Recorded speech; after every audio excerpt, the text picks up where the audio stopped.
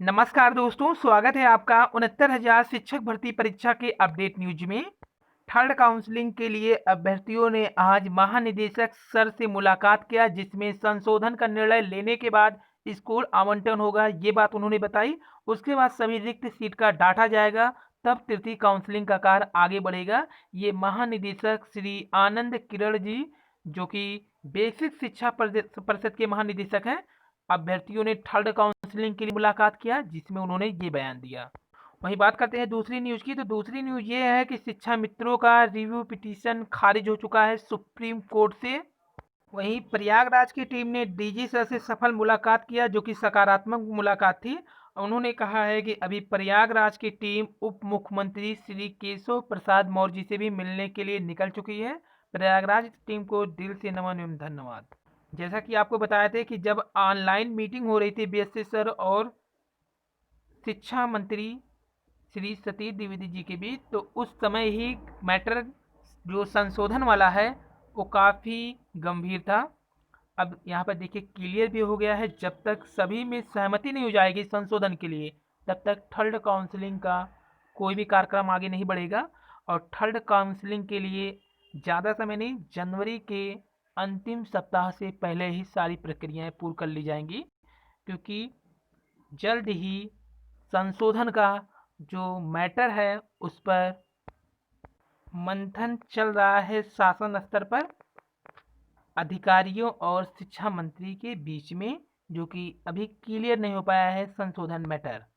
वहीं संशोधन मैटर पे आपको बता दें कि ब्रजेश पाठक, जो कि मंत्री हैं उत्तर प्रदेश सरकार के, उनसे मिलने अभ्यर्थी पहुंचे। उन्होंने अपना ज्ञापन भी सौंपा मंत्री जी को, और मंत्री जी ने ज्ञापन को लेकर के उन्होंने कहा हम इस पर जल्द ही बात करेंगे बेसिक शिक्षा मंत्री से आप लोगों के हित में।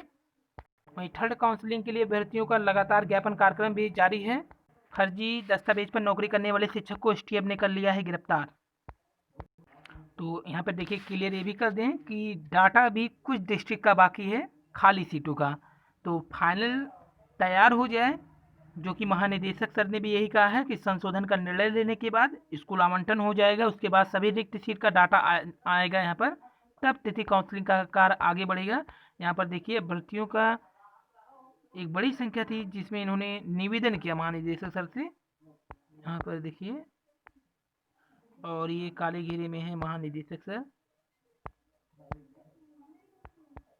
और अब एनआईओएस से डीएलएड भी मान्य हो गया है। शिक्षक भर्ती में राष्ट्रीय अध्यापक शिक्षा परिषद ने सभी मुख्य सचिवों को लिखा है पत्र। प्रदेश के करीब 1.5 लाख से अधिक अभ्यर्थियों को बड़ी राहत मिली है। तो मुफ्त विश्वविद्यालय शिक्षा संस्थान से जो एनआईओएस से DElEd diploma in elementary education का कोर्स करने वाले 1.5 लाख से अधिक अभ्यर्थियों के लिए खुशखबरी है। अभी प्राथमिक स्कूलों की शिक्षक भर्ती की लिखित परीक्षा में शामिल हो सकेंगे। राष्ट्रीय अध्यापक शिक्षा परिषद एनसीटी ने इस कोर्स को भी शिक्षक बनने के लिए मान्य किया है, बशर्ते वह केंद्र और राज्य की शिक्षक पात्रता परीक्षा टीटी को उत्तीर्ण होने चाहिए। तो अब एनओआईसी से भी डीएलएड करने वाले अभ्यर्थियों को मौका मिलेगा, पहले से पहले मौका नहीं मिलता था। बता दें आपको कि इसकी वजह है कि एनसीटी की ही नियमावली रही है। इसी आधार पर बिहार सरकार ने भी कुछ अभ्यर्थियों का आवेदन निरस्त कर दिया था। वे हाईकोर्ट पहुंचे तो पटना हाईकोर्ट ने उनके पक्ष में फैसला सुना दिया। और स्थानांतरित शिक्षकों को कारमुक्ति, तो 599 को स्कूल आवंटन का है भी इंतजार। ताबदले के 21,695 रिलीफ होने का आदेश नहीं है, हाईकोर्ट में याचिका की भी अटकलें।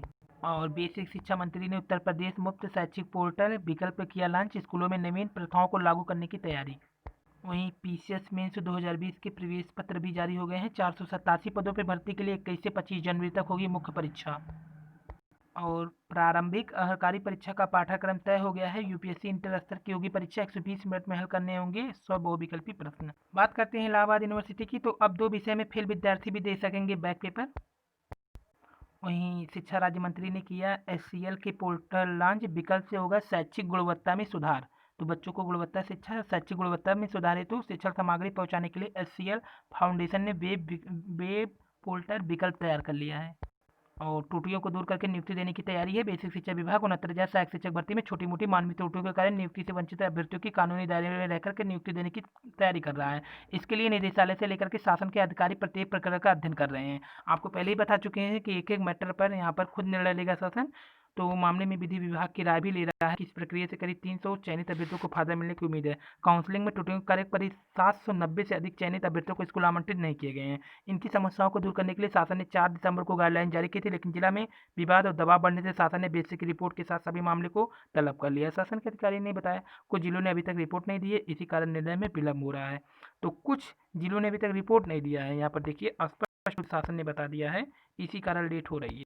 और अब 11 जनवरी से मिलेगा यूपीटीटी प्रमाण पत्र। परीक्षा नियामक पदाधिकारी कार्यालय की ओर से प्रदेश के सभी डाइट प्रचारक को उत्तर प्रदेश शिक्षक पात्रता परीक्षा यूपीटीटी 2019 का प्रमाण पत्र भेज दिया गया। इसके बाद डाइट प्रयागराज से प्रचार वितरण का विस्तृत कार्यक्रम जारी किया जाएगा। प्रमाण पत्र का वितरण 11 जनवरी से शुरू होकर 20 फरवरी तक चलेगा। प्रमाण पत्र का वितरण अनुक्रमांक के अनुसार किया जाएगा। डाइट प्रचार संतोष की ओर से जारी सूचना के अनुसार पहले चरण में 11 जनवरी से 10 फरवरी तक यूपीटीटी प्राथमिक स्तर के प्रमाण पत्रों का वितरण होगा।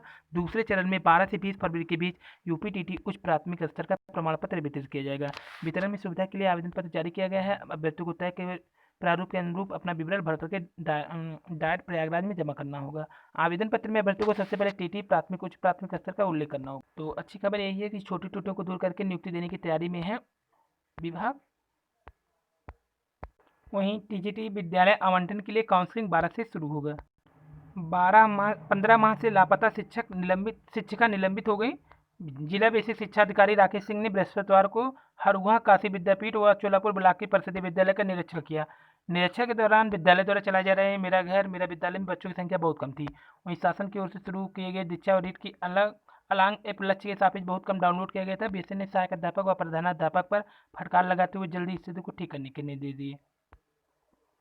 और वहीं पर जब निरीक्षण के दौरान ये भी पता चला विद्यालय के सहायक अध्यापक 15 माह से विद्यालय में अनुपस्थित है। प्रथम दृष्टया शिक्षक को दोषी मानते हुए तत्काल प्रभाव से निलंबित कर दिया गया है। तो जहां NIOS डेलेट को भी NCT ने दिया है अप्रूवल, वहीं एक और झटका शिक्षा मित्रों को कि उनका जो रिव्यू पिटीशन था उसे भी सुप्रीम कोर्ट ने खारिज कर दिया है।